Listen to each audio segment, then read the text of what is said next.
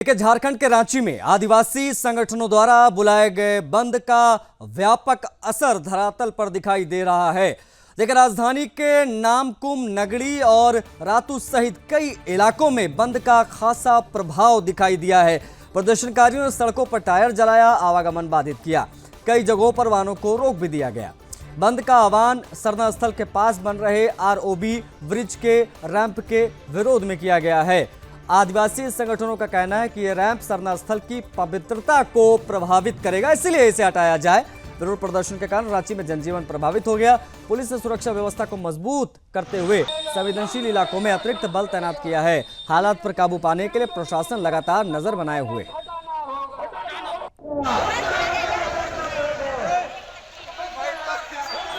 बंद का व्यापक असर दिखाई दे है।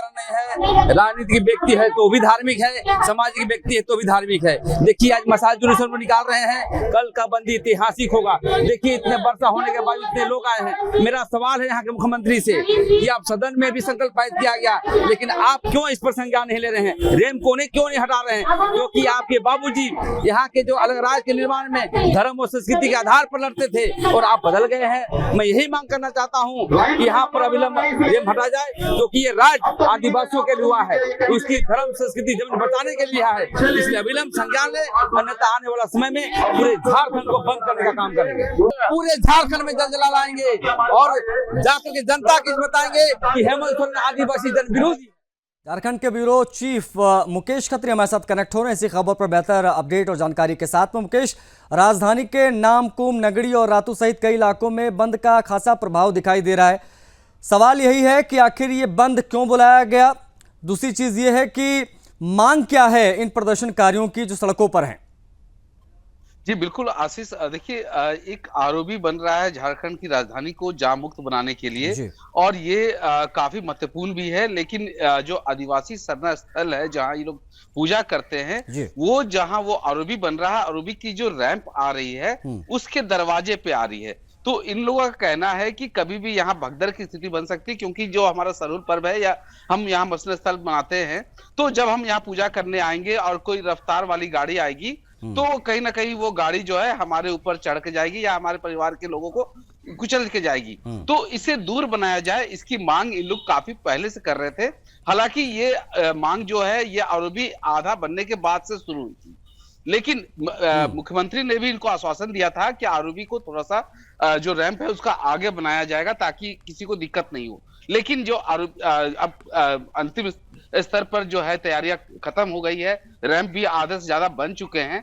अब जो है कोई कुछ ना होता देख अब आदिवासी समाज जो है वो अब गुस्से में आ गया है, और वो आज यहाँ राजधानी रांची को बंद का आह्वान किया गया था। और उनका साफ कहना है कि अगर इसके बाद अगर सरकार नहीं चितती है और रैंप को दूर नहीं किया जाता है तो आने वाले दिनों में झारखंड बंद का भी आह्वान करेंगे। आज सुबह की बात करेंगे तो सुबह से ही जो 6 आदिवासी महत्वपूर्ण संगठन है उस सरना समिति के, उन सब के द्वारा जो राजधानी रांची के जो बाहर से आने वाले सड़क है, चाहे वो टाटा से आने वाला नामकुम का रास्ता पड़ता हो, रामगढ़ हजारीबाग से आने वाला NH-33 का रास्ता पड़ता हो, कांके का इलाका जहां मुख्यमंत्री भी रहते हैं, इसके अलावा जो राजधानी की जो महत्वपूर्ण चौके हैं, फ्रायलाल चौक हो, हटिया रेलवे स्टेशन की बात करें, रांची रेलवे स्टेशन की बात करें, इन सभी जगह जो है वो टायरों की आगजनी कर आवाजाही को थोड़ी देर के लिए आवागमन को बाधित जरूर किए थे। लेकिन एक बार फिर आवागमन शुरू है, लेकिन विरोध भी जारी है